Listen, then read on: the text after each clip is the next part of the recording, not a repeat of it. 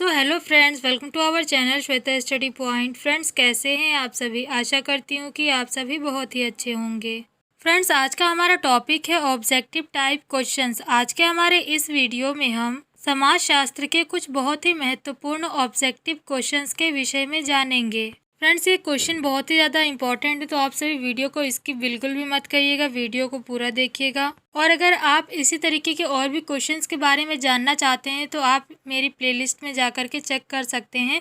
वहाँ पर आपको ऑब्जेक्टिव क्वेश्चन से रिलेटेड बहुत सारी वीडियोस मिल जाएंगी। फ्रेंड्स, इससे पहले कि मैं वीडियो में आगे बढ़ूँ और उन क्वेश्चंस के विषय में बताऊँ, मैं आप सभी से एक रिक्वेस्ट करना चाहती हूँ कि अगर आप मेरे चैनल पर नए हैं और आपने अभी तक मेरे चैनल को सब्सक्राइब नहीं किया है तो प्लीज़ पहले चैनल को सब्सक्राइब कर दीजिए और साथ ही साथ बेल आइकन को ज़रूर प्रेस कर दीजिएगा, जिससे कि आपको मेरी लेटेस्ट वीडियो की अपडेट मिल सके। तो फ्रेंड्स, चलिए ज़्यादा देर न करते हुए बढ़ते हैं वीडियो की ओर और जानते हैं उन ऑब्जेक्टिव टाइप क्वेश्चंस के विषय में। फ्रेंड्स, हमारा पहला क्वेश्चन यह है कि नरम उदारीकरण नीति भारत में कब अपनाई गई? तो इसका उत्तर होगा वर्ष 1985 से 91 के दौरान। कहने का मतलब यह है कि 1985 से लेकर 1991 के बीच का जो समय है, इसी समय में नरम उदारीकरण नीति भारत में अपनाई गई थी। हमारा अगला प्रश्न यह है कि गहन उदारीकरण नीति भारत में कब अपनाई गई? तो इसका उत्तर होगा सन 1991 में।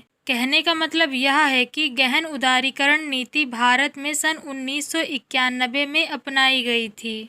हमारा अगला प्रश्न यह है कि गहन उदारीकरण नीति किस सन में और किसकी सरकार में घोषित की गई थी? दूसरे शब्दों में कहें तो जिस समय गहन उदारीकरण नीति घोषित की गई उस समय किसकी सरकार थी और वह समय कौन सा था? तो इसका उत्तर होगा सन 1991 में नरसिम्हा राव की सरकार में। कहने का मतलब यह है कि गहन उदारीकरण नीति सन 1991 में घोषित की गई थी और जिस समय यह नीति घोषित की गई थी उस समय नरसिम्हा राव की सरकार थी। हमारा अगला प्रश्न यह है कि उदारीकरण का युग किस प्रधानमंत्री के शासनकाल में प्रारंभ हुआ? तो इसका उत्तर होगा पूर्व प्रधानमंत्री राजीव गांधी के युग में। कहने का मतलब यह है कि उदारीकरण का युग पूर्व प्रधानमंत्री राजीव गांधी के शासनकाल में प्रारंभ हुआ था। हमारा अगला प्रश्न यह है कि अंतर्राष्ट्रीय और उदारीकरण की प्रक्रिया को बढ़ावा देने को हम क्या नाम देंगे? तो इसका उत्तर होगा वैश्वीकरण। कहने का मतलब यह है कि अंतर्राष्ट्रीय और उदारीकरण की प्रक्रिया को बढ़ावा देने को हम वैश्वीकरण कहेंगे। हमारा अगला प्रश्न यह है कि किलोमीटर दूर की घटनाओं द्वारा एक दूसरे को स्वरूप प्रदान किया जाता है, यह विचार किसका है? तो इसका उत्तर होगा एंथनी गिडेंस का।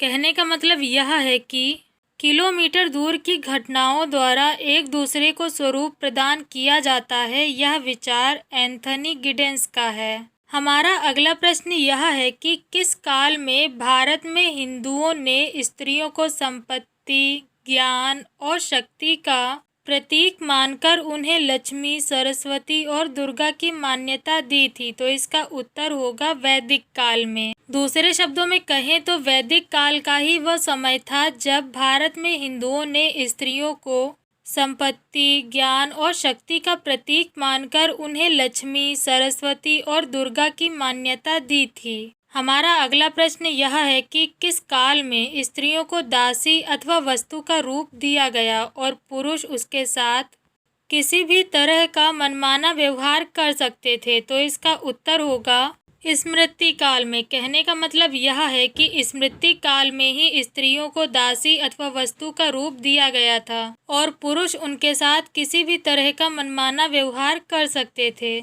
हमारा अगला प्रश्न यह है कि स्त्रियों के अधिकारों के दृष्टिकोण से किस युग को भारत का स्वर्णिम युग कहा जाता है? दूसरे शब्दों में कहें तो वह कौन सा युग था जिस युग में स्त्रियों को समान अधिकार प्राप्त था?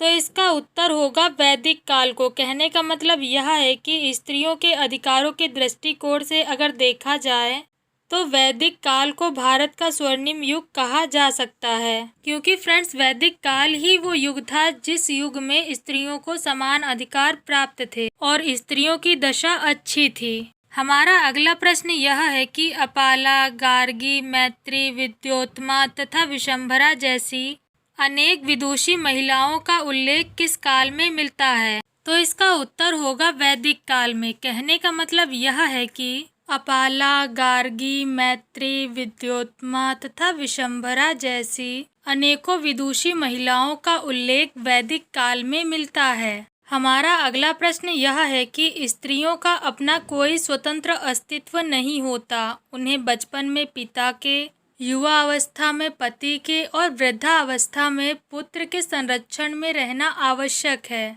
यह कथन किस ग्रंथ में मिलता है? तो इसका उत्तर होगा मनुस्मृति में। दूसरे शब्दों में कहें तो मनुस्मृति में यह लिखा हुआ है कि स्त्रियों का अपना कोई स्वतंत्र अस्तित्व नहीं होता है। स्त्रियों को बचपन में पिता के संरक्षण में, युवा अवस्था में पति के संरक्षण में और वृद्धावस्था में पुत्र के संरक्षण में रहना आवश्यक होता है।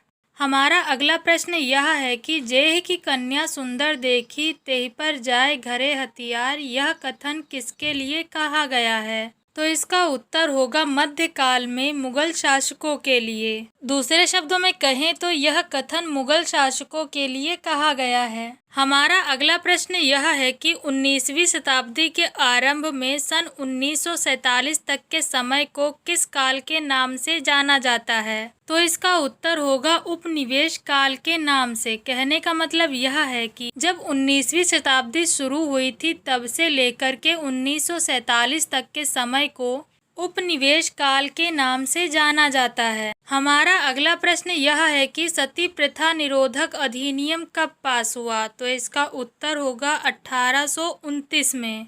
कहने का मतलब यह है कि सती प्रथा निरोधक अधिनियम 1829 में पास हुआ था। फ्रेंड्स, ये थी जानकारी समाजशास्त्र के कुछ ऑब्जेक्टिव टाइप क्वेश्चंस के विषय में। आपको मेरे द्वारा दी हुई ये जानकारी कैसी लगी हमें कमेंट बॉक्स के जरिए ज़रूर बताएं। फ्रेंड्स, आशा करती हूँ कि आपको मेरा ये वीडियो पसंद आया होगा। अगर आपको मेरा ये वीडियो पसंद आया हो तो वीडियो को लाइक और शेयर ज़रूर करें और इसी तरीके के और भी क्वेश्चंस के बारे में जानने के लिए मेरे चैनल की प्लेलिस्ट पर ज़रूर जाएं। फ्रेंड्स, चैनल को सब्सक्राइब करना न भूलें और साथ ही साथ बेल आइकन को ज़रूर दबाएं जिससे कि आपको मेरी लेटेस्ट वीडियो की अपडेट मिल सके।